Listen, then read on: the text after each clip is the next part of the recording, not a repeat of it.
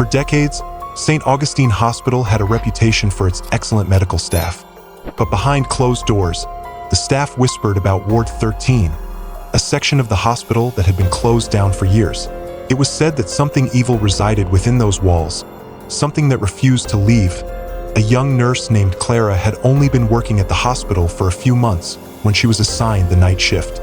She had heard the rumors about Ward 13 but dismissed them as superstition.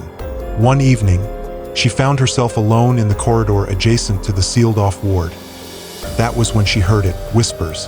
At first, she thought it was the wind, but as she moved closer, she realized the murmurs were voices.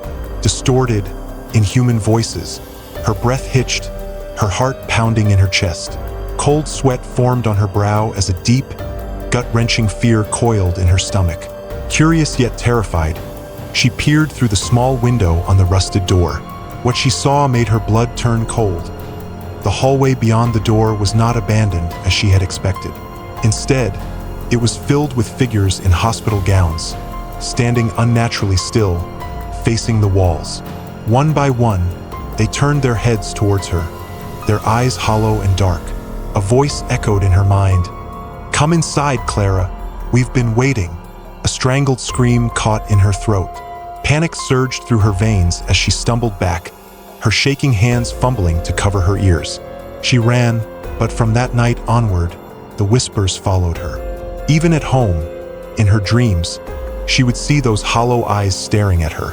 Shadows seemed to move just at the edge of her vision. Sleep became a distant memory. When she finally quit her job, she thought she had escaped, but the whispers never left. Story 2. The Surgeon's Curse DR. William Halloway was one of the best surgeons in the city, known for his precision and skill. But he had a secret, one that haunted him every night. Years ago, a desperate mother had brought her son into the hospital after a tragic accident. The child had lost too much blood, and despite Dr. Halloway's best efforts, he couldn't save him. Overcome with grief, the mother grabbed his arm and hissed, her voice dripping with raw agony. "You took my son from me. Now they will take yours." He thought nothing of it until the nightmares began.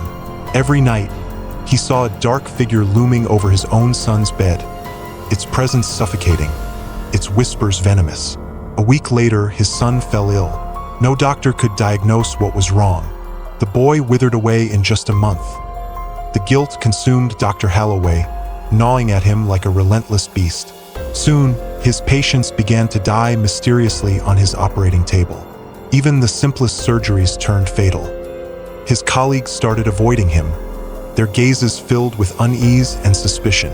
His hands, once steady and skilled, began to tremble with an unbearable weight. One night, he stayed late, reviewing his past surgeries, desperate for answers.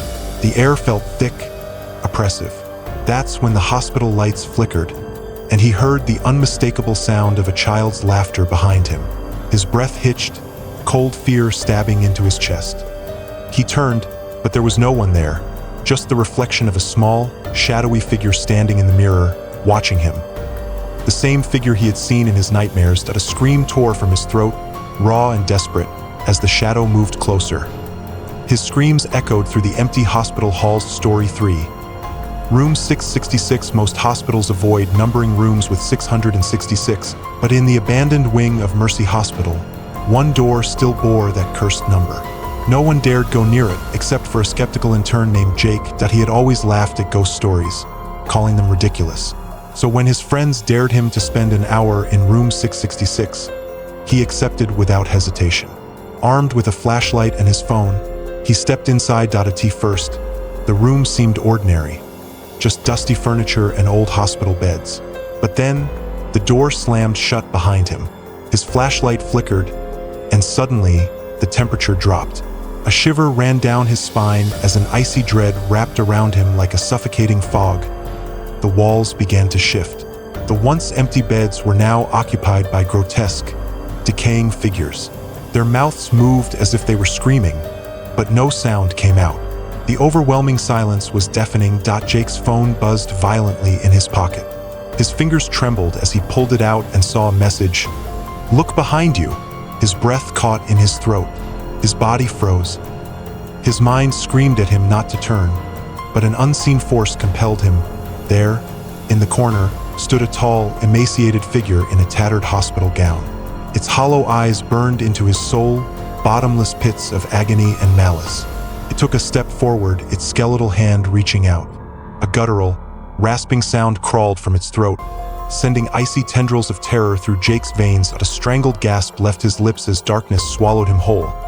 The next morning, the hospital security found him in the room, curled in a fetal position, whispering over and over again, "Don't let them in, don't let them in."